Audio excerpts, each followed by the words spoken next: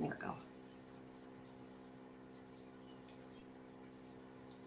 All right. Good evening, everyone. Forgive our late start. It is 6:03. It's Tuesday, January 17th. Happy New Year. Happiest of New Years.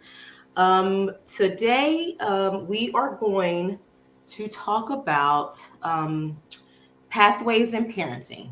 So you are in the right place if you are joining the Diversity Roundtable. I'm going to give the folks a few minutes to get in here. And while we're waiting for everyone to join us, feel free to say hi. Feel free to, let us know where you're listening from. Feel free to let us know if you're a first timer. Oh, there she goes. Hey, Shelly. So glad you can make it. It's nice to be here. I'm so grateful. Thank you so much. All right, so hey, Shelly, and I told you, Shelly, forgive me. It still feels really weird because it's my mom's name. I feel like I'm being disrespectful. So it's funny because we're having a panel on parenting, and my mom's name is Shelly, and I never got to call my mom by her first name. So funny. You might see my eye twitch a little bit because it feels very uncomfortable. I feel like I'm gonna get in trouble at any moment. But anyway, Shelly, we're letting folks join us. We're welcoming everyone in to the 2023, the year's first diversity roundtable. There's a little bit of housekeeping I have to do if you're coming in to join us. So please stay with me and stick with me while I give my little spiel to all of those in this safe space that we're in. So again, I want to welcome everyone. And while we're waiting and giving everyone a chance to arrive and get linked in, I just want to say hello from the good old bluegrass state of Kentucky.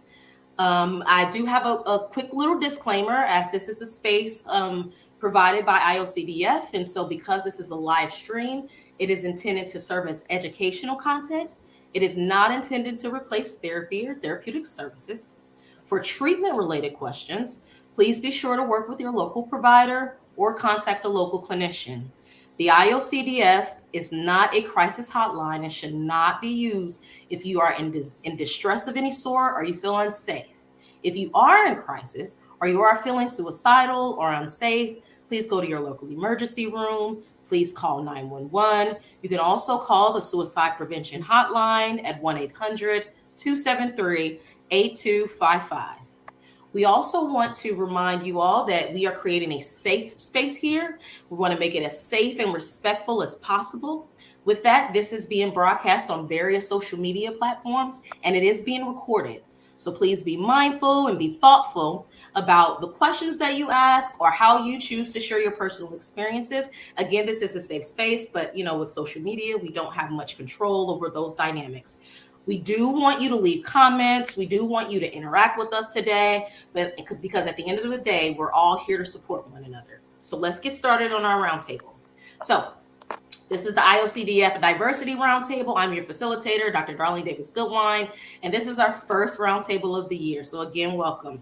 If this is your first time with us, you've missed some very fruitful conversations, center diversity as a practice, and center the voices of others from different experiences and perspectives.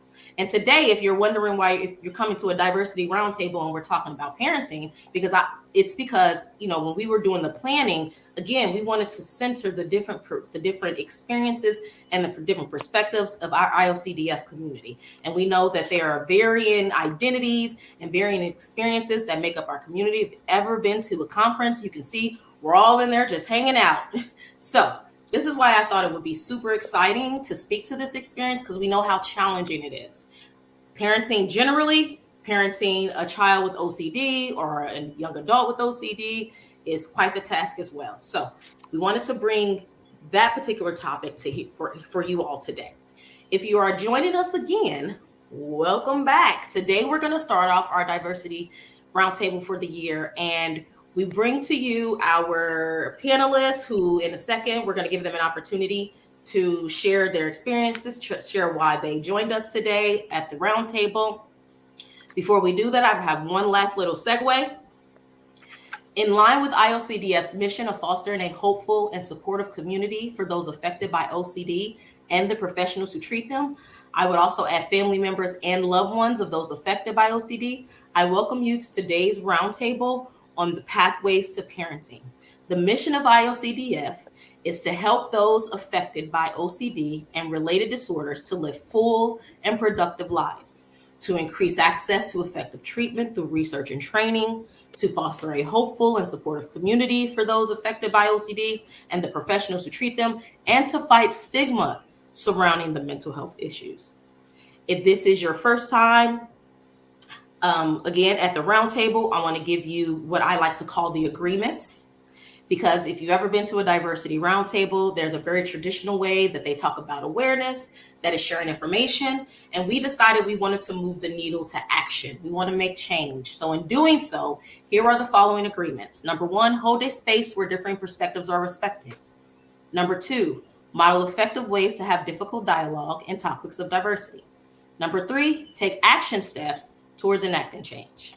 Now that we laid this solid foundation, we can move right on into introducing our panelists, and I will let you tell me who would like to go first. You can share your name, share your role on the panel, share your identities, whatever level you feel comfortable, and tell what perspective or experience you want to share with us today. Who would like to go first?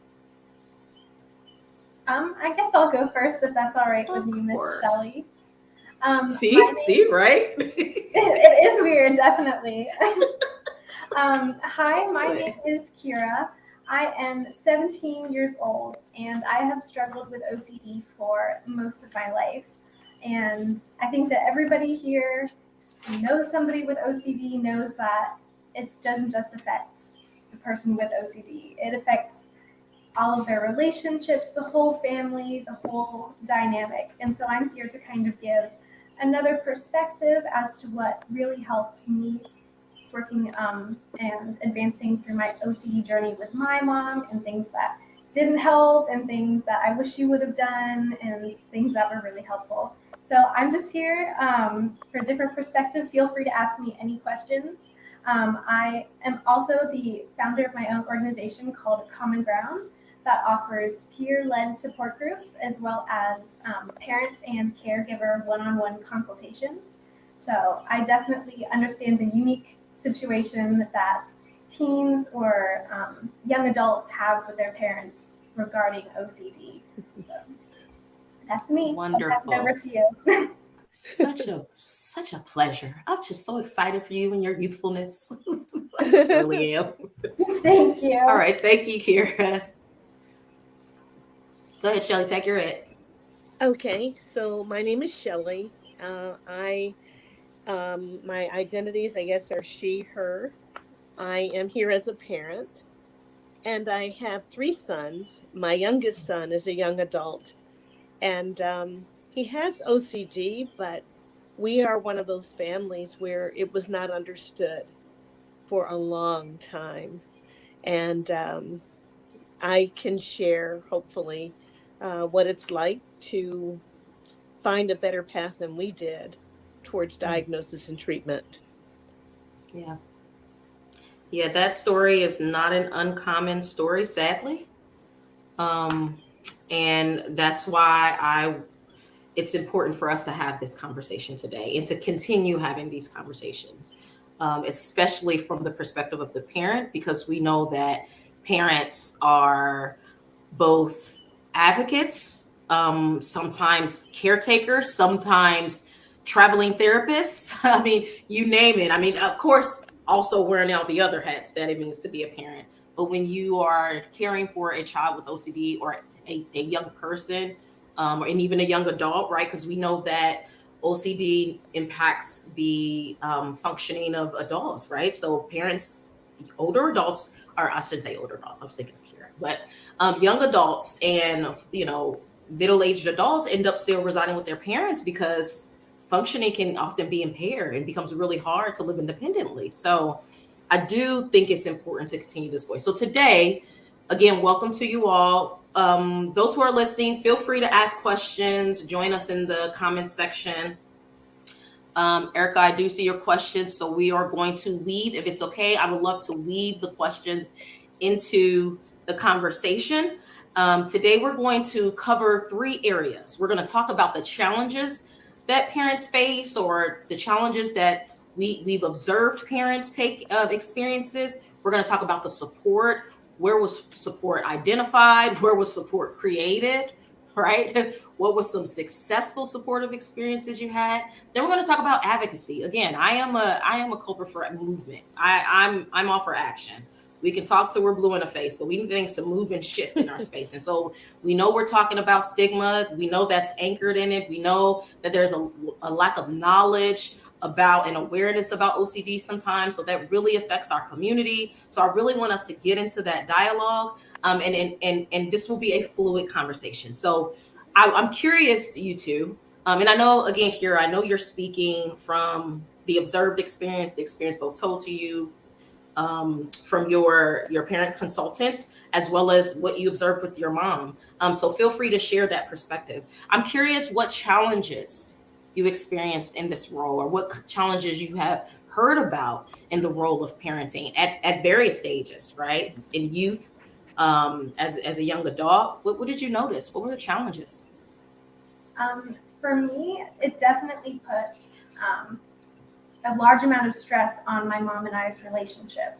We've always been super close. It's mainly just been her and me, but with the stress that OCD put on our relationship, and of course me not being able to do certain actions and asking for accommodations and reassurances, things got pretty heated sometimes, and I was unsure of whether our relationship would ever get back to being the same as it was. And it was really, really difficult. And of course, back then when I was really struggling with OCD, I didn't realize how much it affected the whole family. I just thought, I'm the one with this disorder, it's just affecting me. But throughout my journey and now being able to talk to my mom and recognize and realize things from her point of view, we definitely all have our own struggles. And now I'm really aware of how much stress I just put on the whole family. And now through working and reducing OCD's impact in my life, I'm very proud to say that my relationships with everyone have been fully repaired. And it's just really important to understand that when people are trying to provide support, and oftentimes the person with OCD might lash out or they don't want to talk about it, it's not them that's really acting that way. It's the OCD that's taking control of them. And I remember when my mom was reducing her accommodations, I would scream and cry and I would say nasty things. And looking back, I know that I don't even remember half of it, but I just remember feeling so such like all of the mental anguish, and that it was all just on me and that nobody else was helping. But just letting your kids know that you're in their corner, you're there to support them. And even if you can't provide accommodations because that's counterproductive, just letting them know that you're there if they need to talk, you're there to support them in their journey was really helpful for me. You dropped some major nuggets there, Kira. Sorry about that. Did. No, please. Wonderful words. We don't apologize here. This is a safe space. We Okay, don't shrink. We are bold. That's right. We don't apologize. We allow for mistakes. This is a non-judgmental space, so we don't apologize. So no, you said nothing wrong. I just wanted to uplift those nuggets because I heard them. Excellent. I'm a parent too. Yeah, wasn't it, Shelley? So I'm gonna repeat it, and then I'm go ahead. I'm gonna come back. I'm gonna make sure I pin this at the end because what you said was, hey, parents, just so you know, from the perspective of the parents, it's the OCD. It's not your kid. So just it's going to be hard to remember that when they're yelling in your face and saying really mean things. Why? Because you're a human too. Parents, remember, you are human. We see you, we hear you, we know you. You parents, you are human. Okay. Definitely. And so dealing with that, Kira said, hey, just so you know, it's the OCD. And then she said, hold tight to the treatment. Do really fight against the accommodation, and just let them know that you're in their corner. Definitely. Hold tight. That's what I heard. Is most certainly. You got spot on. Another really quick struggle that my mom and I had was originally finding the right therapist for me, because I was kind of in that when my OCD symptoms started really peaking. I was in the kind of young teenager age. And it was really difficult to find a therapist that wasn't too juvenile and trying to make things like a game, because then I just couldn't relate at all. And I'm like, why am I being treated like a child? And so definitely you also want to find a therapist that really supports you, but is tough on you at the same time, that motivates you to do better. So that was another struggle that my mom and I went through for a while, finding the right fit for me. Interesting. Wow. Yeah. Shelley, what were you going to share? Well, first of all, I really do love everything you said, Kira. And, often the children teach the adults or the younger ones teach the older ones. But you have a lot of wisdom, a lot of good things you said, just as Darlene said. And I wish I had understood all of that a decade ago. My son was 13 when he showed the signs, but nobody had a clue. I didn't, doctors didn't. And, he had a lot of strep throats and really severe upper respiratory infections. And then after this one really bad one, he started obsessing about his walk, his inability to project his voice, that he might not make it anymore. And so nobody talked about OCD. We did finally find a therapist who was researching through the DSM manual, trying to figure out what this might be. And so she found a body dysmorphic disorder, but I don't think she really understood it was OCD, and we didn't either.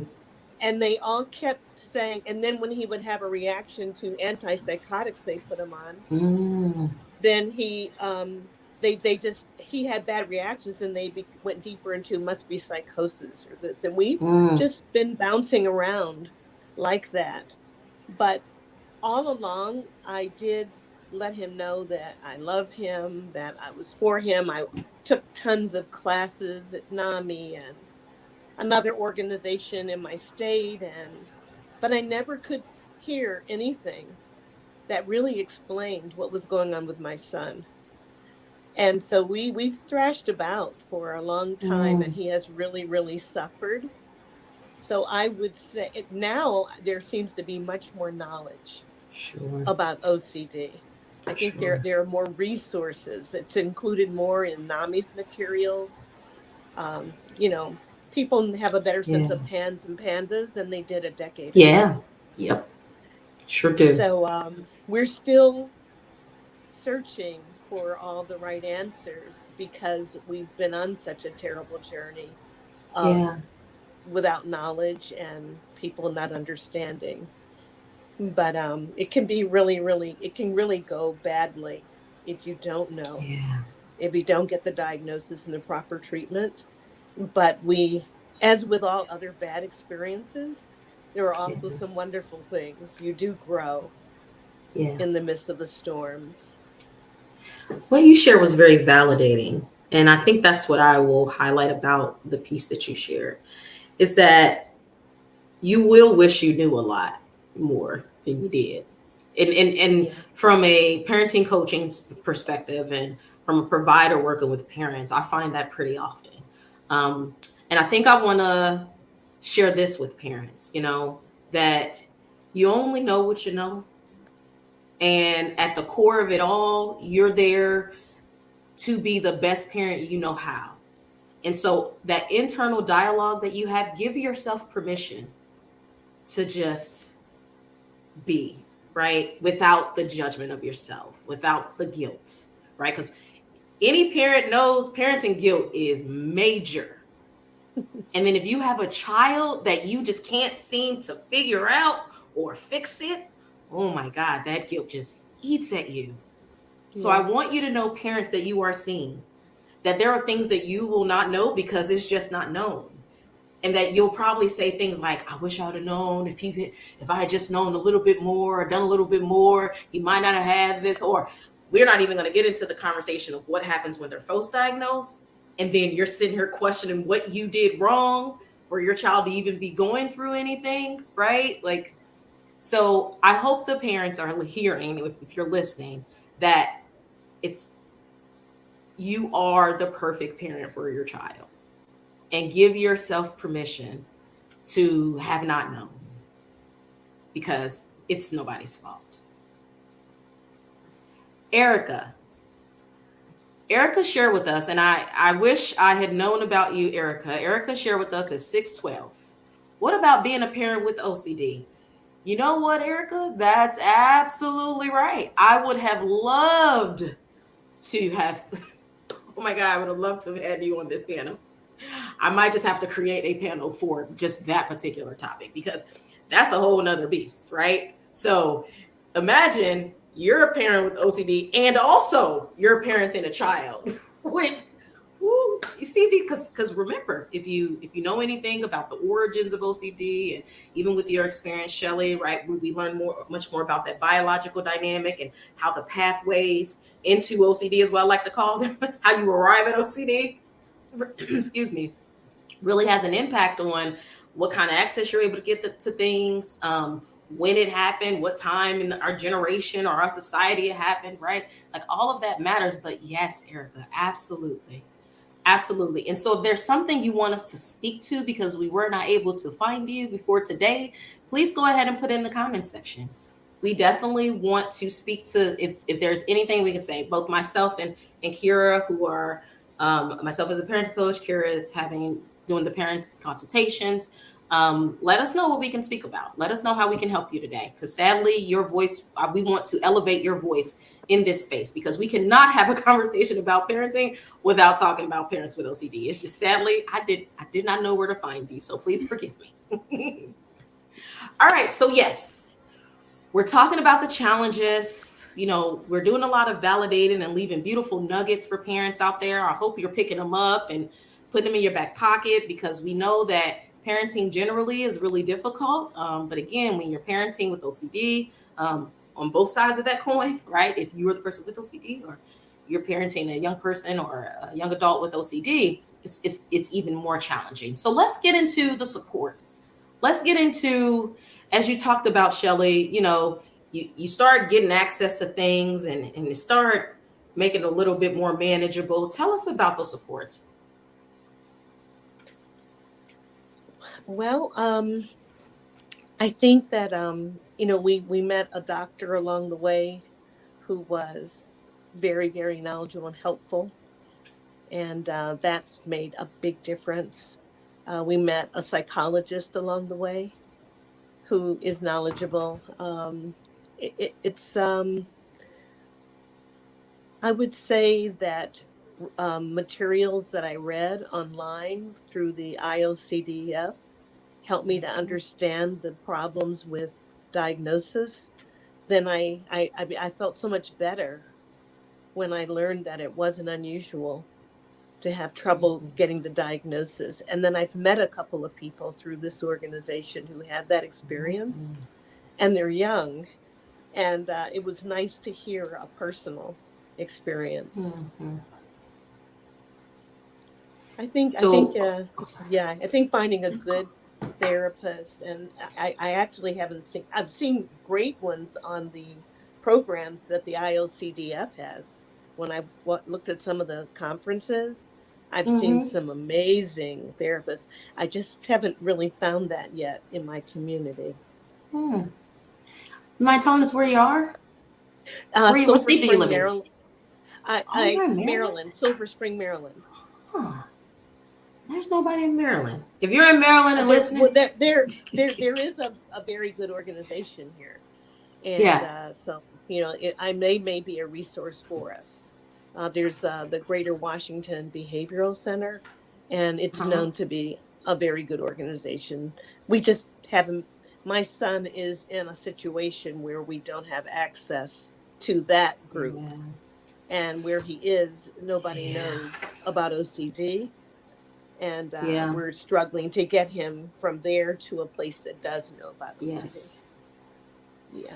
And that brings forward a common challenge that we didn't get to, because we segued right on into support.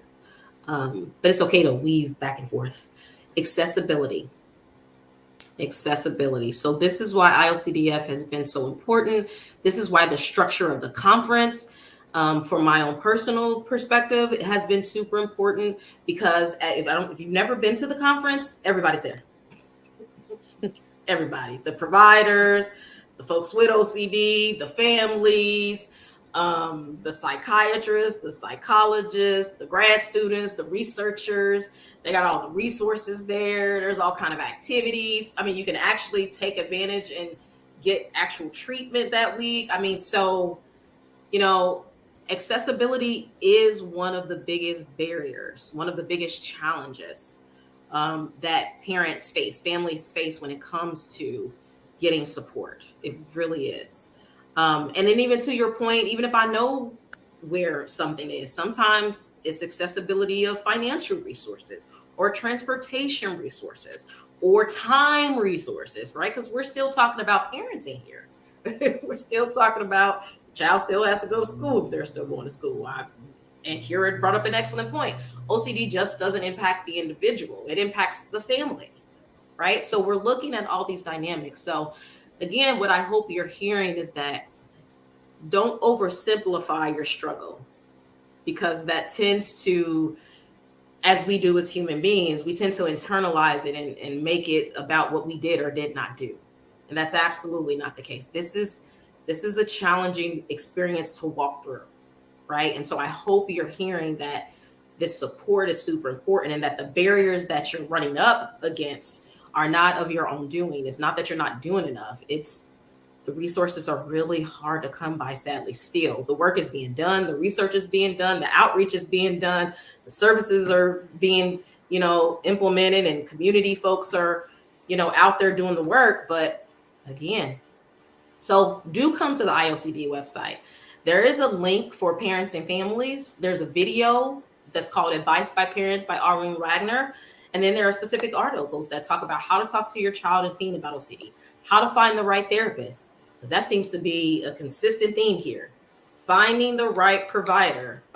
Kira's perspective was find the right provider for me. So parents, find the right provider for them. And sometimes it's not that easy, right? But again, just put that in context. Managing OCD in your household. How to talk to your child's doctor. How to talk to your child's school. What's not on here is how to talk to your child's job, right?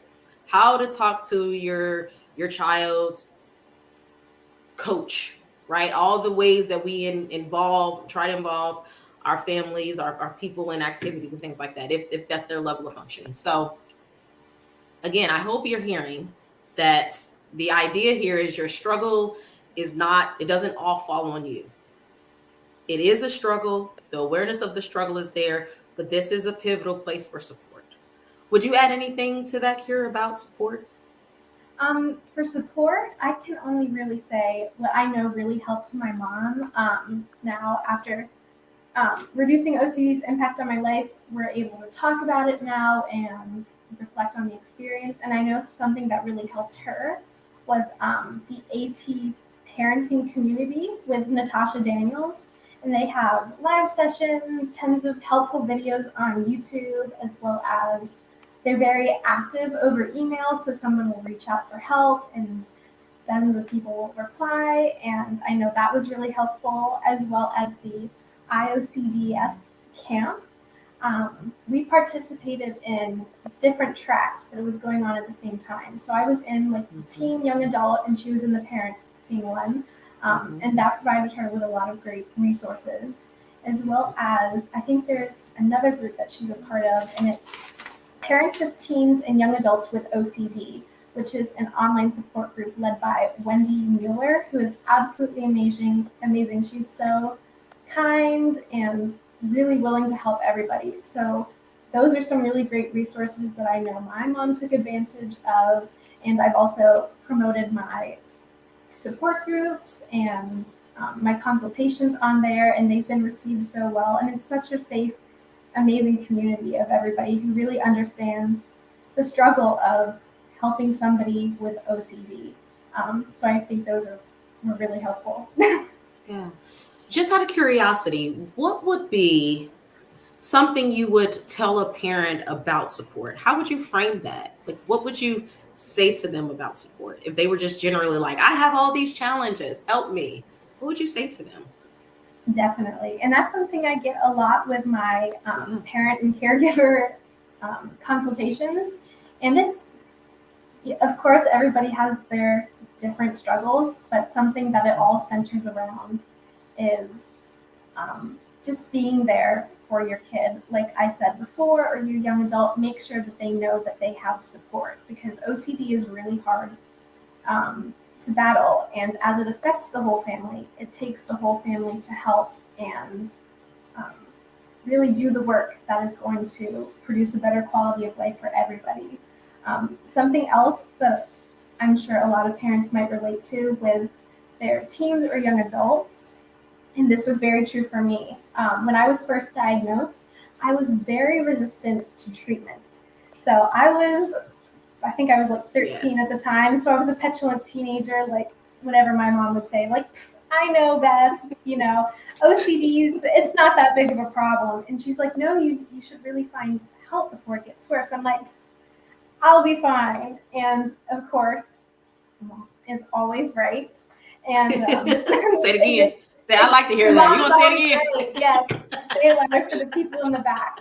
And you acknowledge that now. And if I'd only listened, that my journey could have been over so much faster. But that's a really common issue that I hear about a lot. And it's definitely really difficult, because you want to help your kids get better, but if they don't want to, it's really hard to navigate that relationship as well. And something that I always really suggest is gentle encouragement, not saying like, you have to do this, you have to attend the support group, because approaching it with a positive attitude is always something that's going to be received better. Because I know that when my mom used to force me to do something, I would kind of just go through the motion and already have a negative attitude about it. Because of course, I think it's like that with all teenagers. So definitely frame it in a positive way and say, these are the resources, and especially if they're old enough, encourage them to educate themselves, give them access to resources such as like IOCDF or other educational sites, and say, here's some things to look over. I'm here if you need me, and just really be there for them. But that's all you can really do. It's really helpful. Thanks, Kira. I would like to bring attention to Matt B at 626. He really just reiterated what you said, Kira, which was, I opened up to my parents about having OCD. They were completely understanding and supportive. And that was such a burden off Matt's shoulder. And I wanted to highlight that. Because it's one thing for us to say it. It's one thing for you to say it, Kira, from our professional perspective. And you did voice it from your personal experience, but I think it's really important to highlight that. Highlight the person, highlight your child, your youth's experience, your young adult's experience, because sometimes we need that as reminders as parents, because sometimes we feel like we're failing too, right? Especially if you have a treatment-resistant young person. So I'm going to speak directly to that. So in my experience as being a provider, I'll tell you, that 13 or 15 age range, they were not having it with me. And I'm the clinician, right? So if you ever done ERP, you're about to get in there and be real uncomfortable. And they hated it. Oh my goodness, they just hated it so much. And I understood. I'm one of those compassionate clinicians. I'm not look, I hear you. I am very validating. I know this is a struggle. And I never present it as if, well, do you want to get better? That's not going to help us, right? Neither of us. That's not the contention. What we have to do, but we just cannot bring ourselves to do it. And that's all OCD is.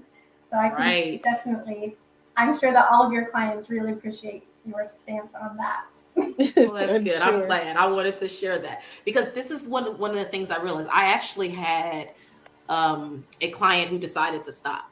And this was early on in my training. So I'm sitting here like, oh my God, I've messed up in therapy. Like, she don't want to finish. I can't make her do anything. Because here I am, I'm thinking I'm supposed to fix it. You got to remember that was early on. I was a baby clinician. So when you're a baby clinician in training, you try to follow the book like, boop, boop, boop, boop, right? Because we got to keep the integrity of the therapy. We got to keep the integrity, right? But then I started realizing like who we were there for. Like, we were there for that teenager. That teenager needed to take hold of his or her life, right? That's the reality. So all the providers out there, all the parents, all the caregivers, you're there for the child, the youth, the young adult. You're there for them.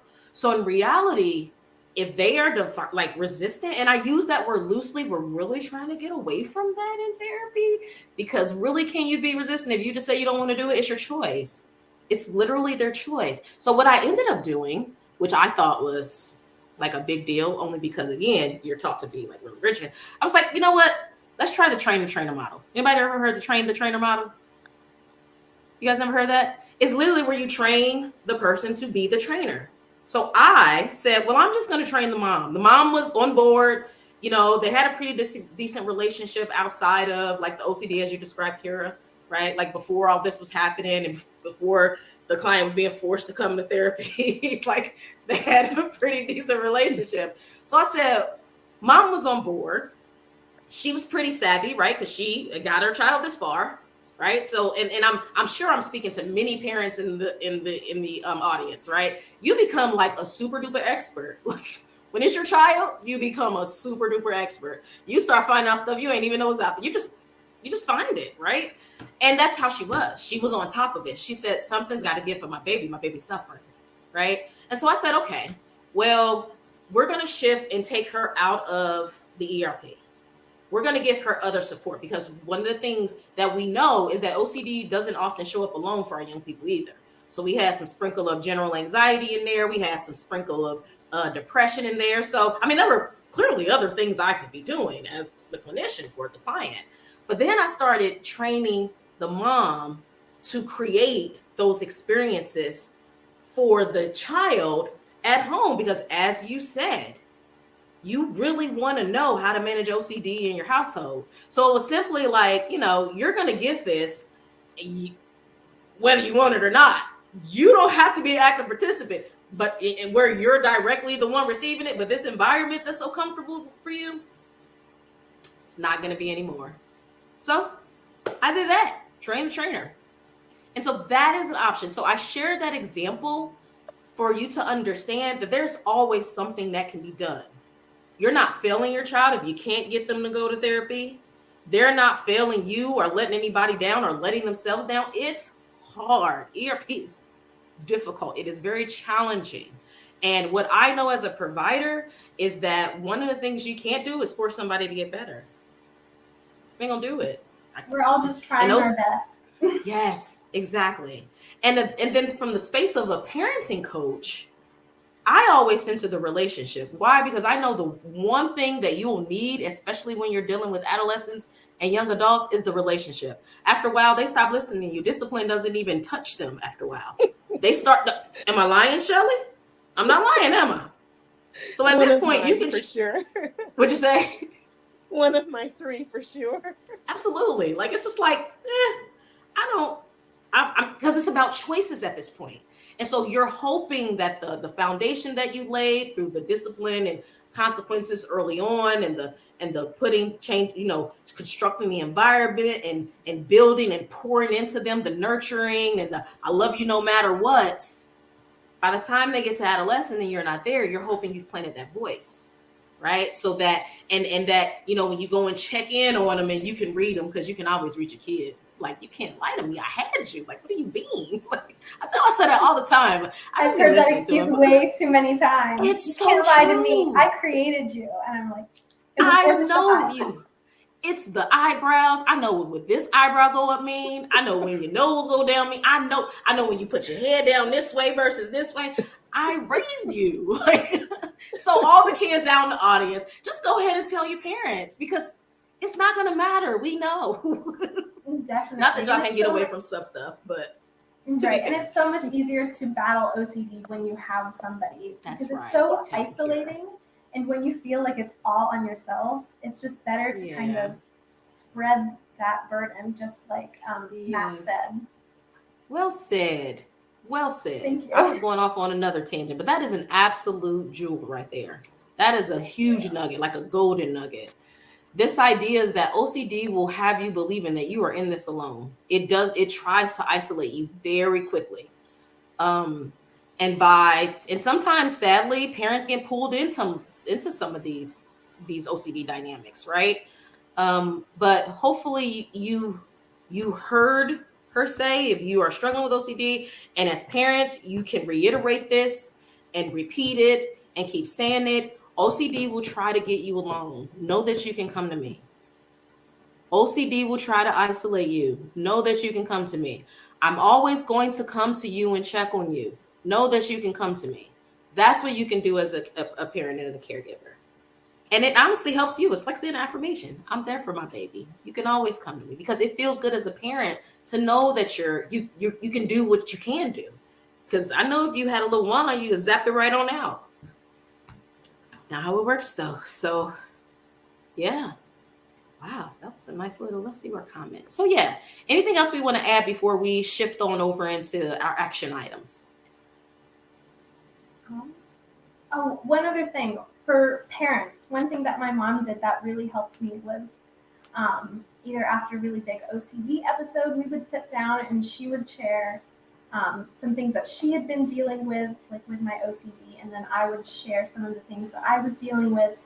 And those environments always felt and made me feel the most ready to kind of share and to put in the work to reduce OCD's impact on my life. And it's not just, me taking up my mom's time complaining about things. It's both of us that are in this environment and that we're both trying to do things for each other, and we're both having our own struggles.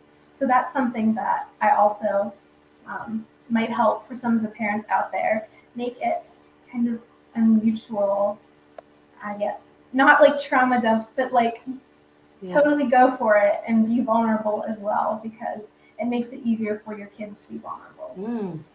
That's an excellent point. I really like that, because I feel as though that's one advantage. My son, all three of my sons always felt comfortable sharing with me their bad news, so to speak, or the things that they felt uncomfortable about. I'm sure they haven't told me everything, but they told me a lot of things. And because they felt comfortable, even though I didn't understand what OCD was for a long time, I was listening.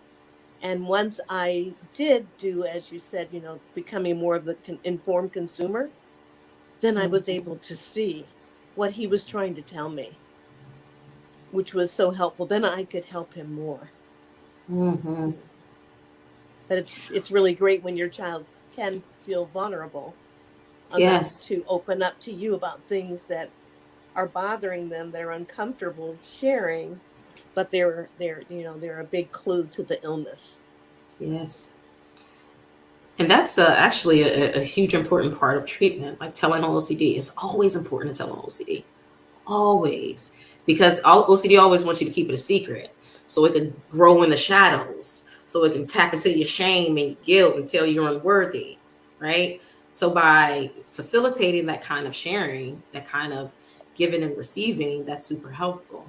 And I'll speak to one more thing that I thought was, as I was listening to the both of you, I do think it's really important for parents to hear, when you are facilitating that sharing, understand as the parent, you're taking this on too, right? So I need you to think about your self-care, because it is its own dynamic to one, just be a parent, then carry the load of trying to help and assist your child, and then take on some of their, whatever it is that you're assisting them with their emotional and vulnerable spaces, right? So when Kira was talking about the resources and support, I didn't build that out, but I really want to take the time to do that now, because there are resources where you get information and you connect your child with the support, or your young adult with the support they need.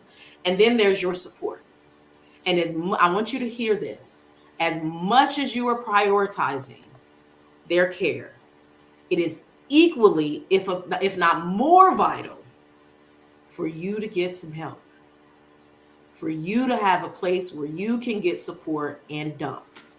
Because as a parenting coach, I tell people all the time in my sessions, this is the place where you get to say, I hate being a parent, because where else can you say it? Because people are like, what? You said this is a safe place. We're in a non-judgment zone. Why? Because this is not fun all the time. Let's be honest. And you need to be able to have a safe space to do exactly that. Exactly that. Okay? Because if you still carry all that stuff and you just keep adding stuff, you're going to do what the average person does. It's going to cave in. This is my favorite motto. I tell people all the time, you either deal with your emotions or they deal with you. Very true. Yeah.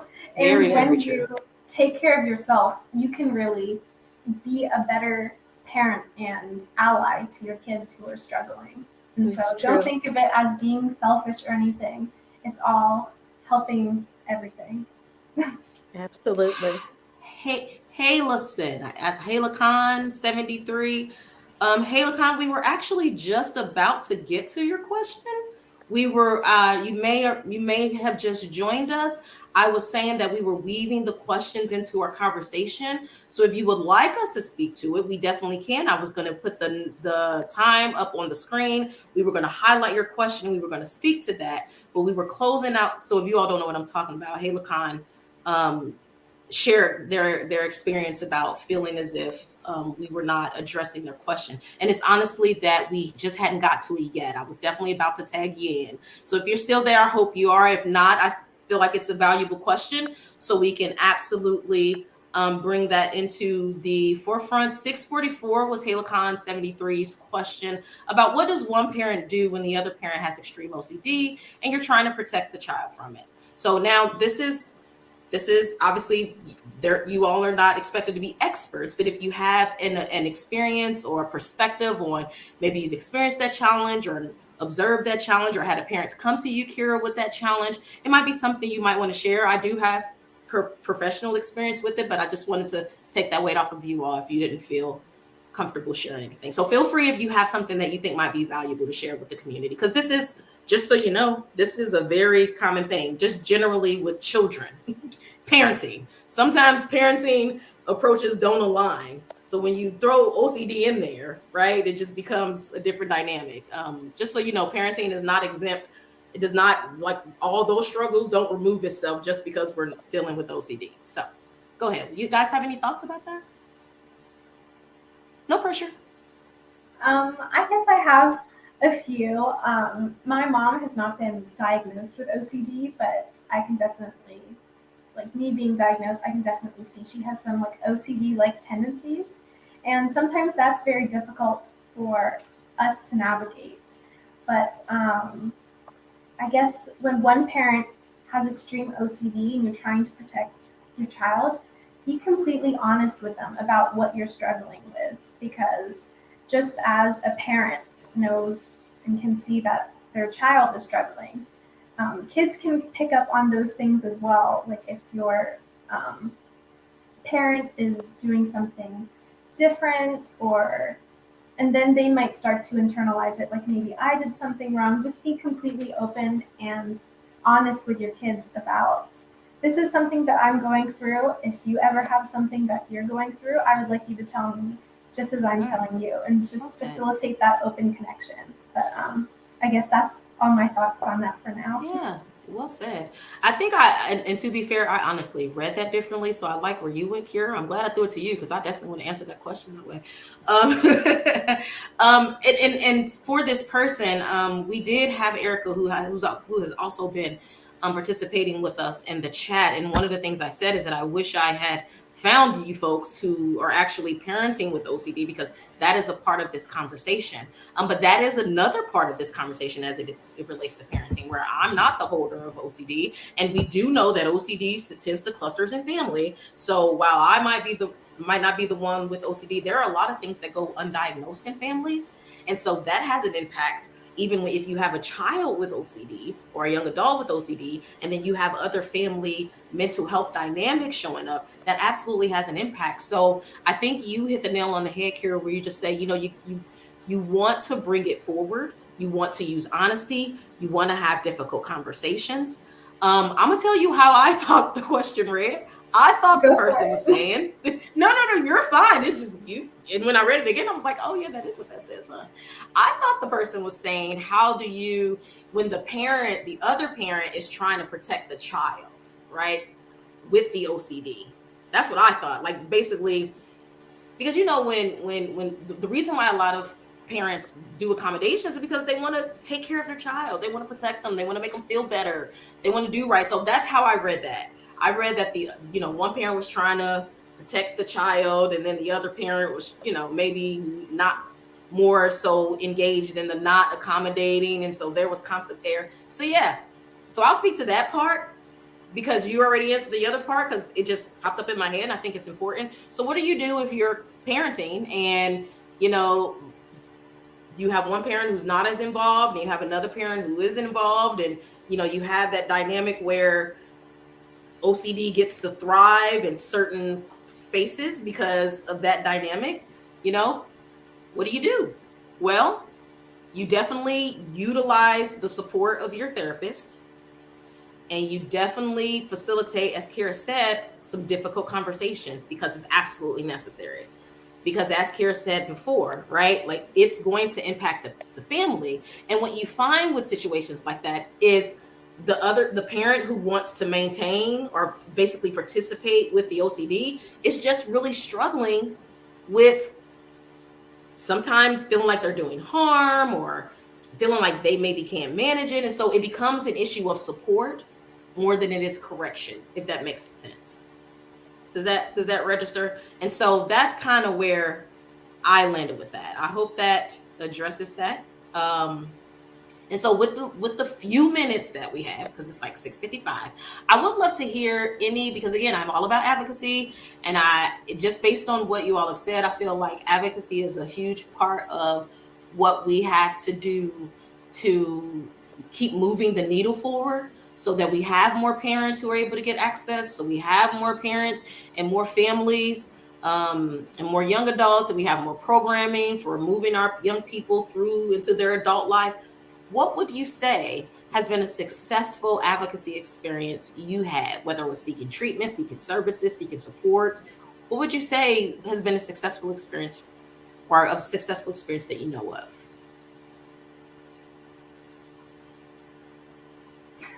Miss Shelley, I feel like I've been going first, and I don't want to monopolize the conversation, so you can go ahead and answer this one first if you want. Well, I'm trying to think. One thing that I have been working on is reaching out to legislators in our state to try to help improve awareness of certain things. So, for example, treatment plans. We've had difficulty sitting at the treatment table with providers for my son because he's over 18 now. And Yeah. and because the people working with him aren't familiar with OCD, it's been hard for them to see the symptoms. There's that, sometimes, obsessions can often look like psychosis.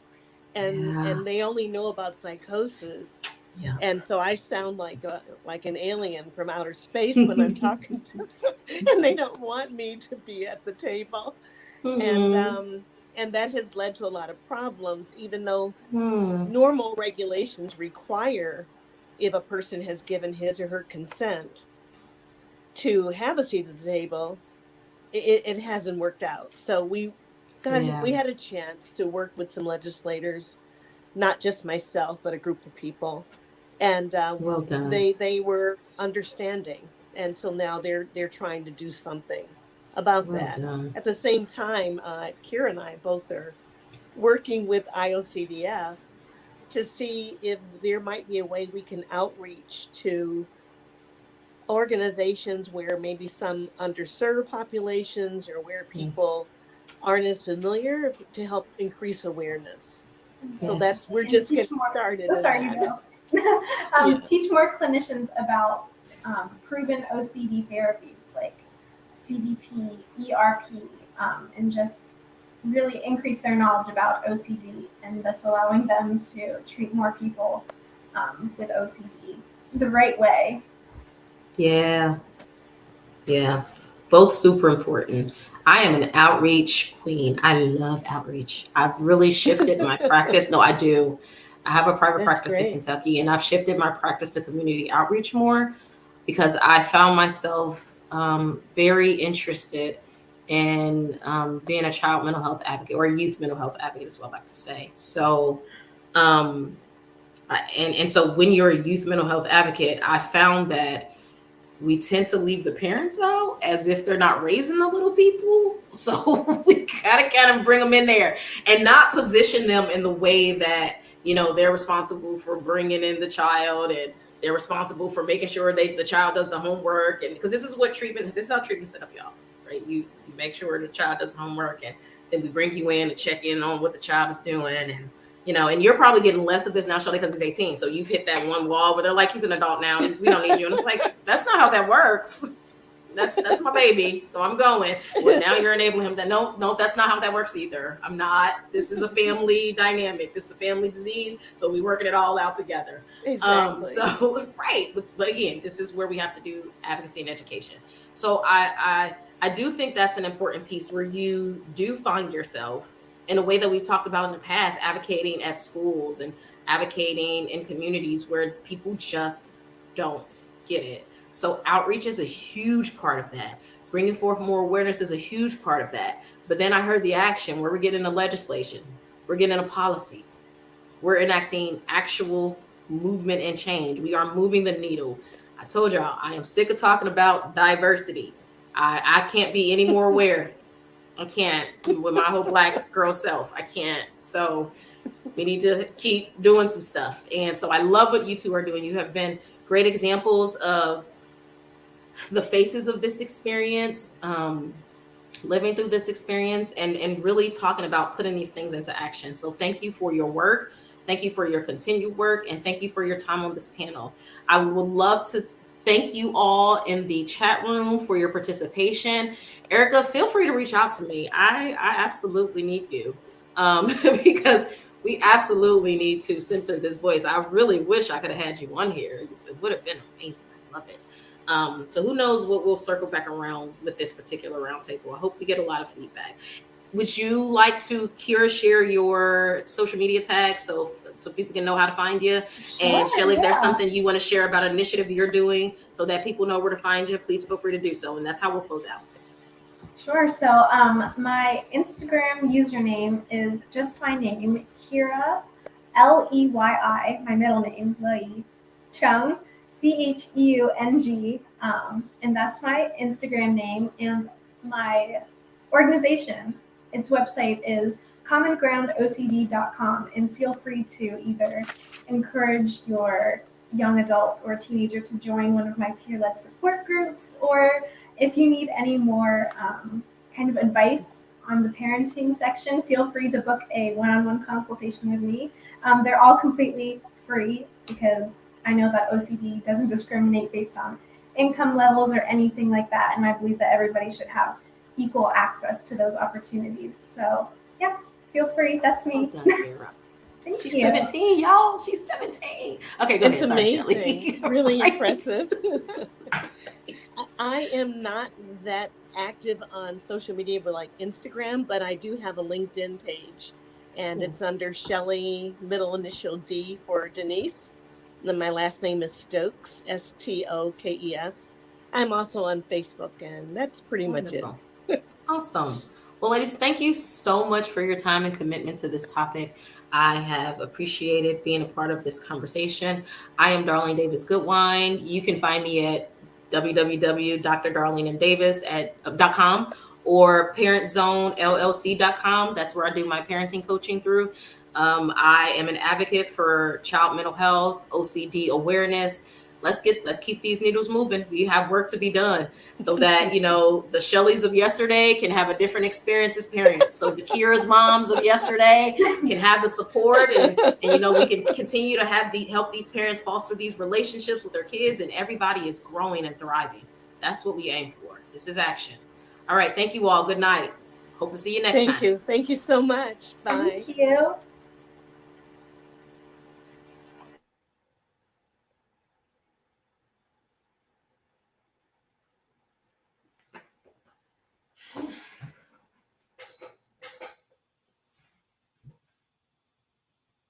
Where'd everybody go?